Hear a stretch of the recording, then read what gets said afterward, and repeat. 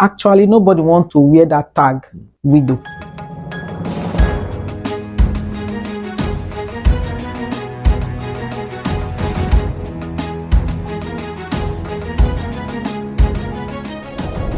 Yes, welcome to Noble TV Live. Today we are discussing an important aspect of our human life, that is widowhood. And we're looking at widowhood as it affects everybody, whether you are young, you are old. But once you are in Africa, because there are so many issues that need to be addressed urgently. And with me to talk on this matter is a woman that you like to hear from. She's covers up to some of all this because I've spoken with her for some time now. Mrs. Chukura Victoria, you're welcome to this program. Thank you and welcome. Yeah. Uh, yes, we're looking at the issue of widowhood, particularly in Africa. Mm. We have seen cases where a man dies and leaves behind a wife. Sometimes the wife is tortured to the point where she's asked to confess, being either responsible or otherwise of the death of the husband. Yeah. How do you see this kind of attitudes of Africans towards widows? Honestly, it's very bizarre. It's scary. To think that, in short, all women in Africa, they are potential killers of their husbands. Because when when a man dies, it's the woman that kills him, whether he dies naturally or so it's always attributed to the woman that she's the one that killed her husband. And it's very, very, very wrong for anybody to think like that, especially in modern day, that as a woman marries a man in love, coming together, working together, trying to make ends meet together. Suddenly, the man dies, and they now attribute such thing to the woman. Okay, now, do you think there is a part of the character of the African woman that suggests sometimes that she can be responsible for the death of the husband? Maybe there's a trait in African women. No, I don't think so. I don't think so. No traits whatsoever. I don't think so. People just attribute it to the women. No traits, no matter how bad or useless people think the woman is. Because everything we are saying now is the perception of a woman. Okay. Maybe in the community, the village, or society that attribute that to a woman. Say, okay, because you are like this, it's possible that you are the one that killed your husband or killed the man, or your character, the way they perceive you. If the man dies, they will say, okay, no one that should behave like if you kill the man. Okay. That kind of stuff. Okay. But it's wrong. Okay.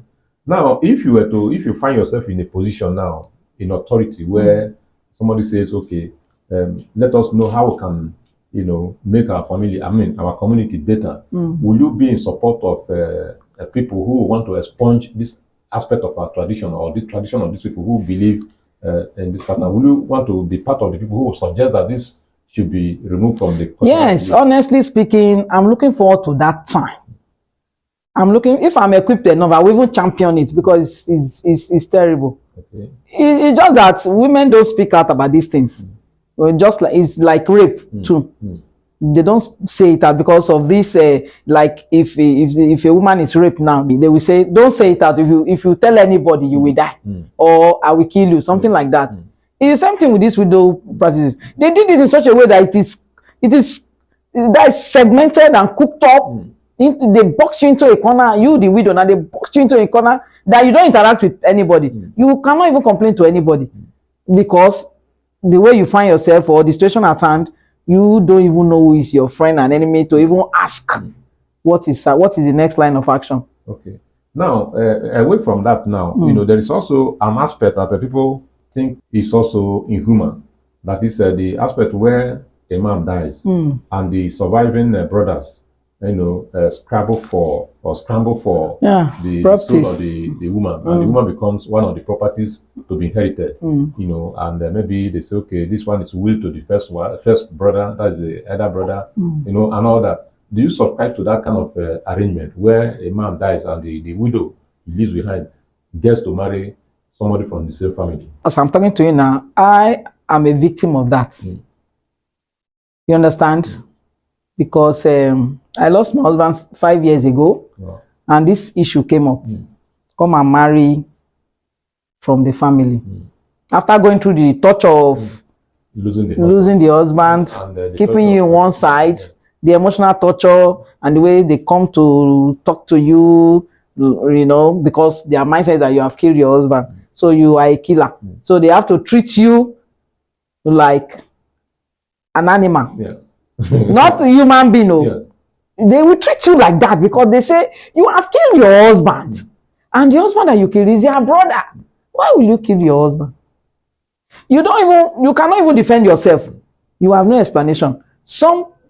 In some communities, they have a special day for them to come and ask you.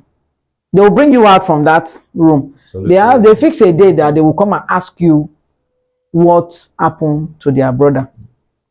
And before that time, nobody comes near you. You sit on the floor, you eat with your left hand on washed plates. You won't eat food in the house. They bring food from elsewhere, they throw it from that door, they fling it down to you.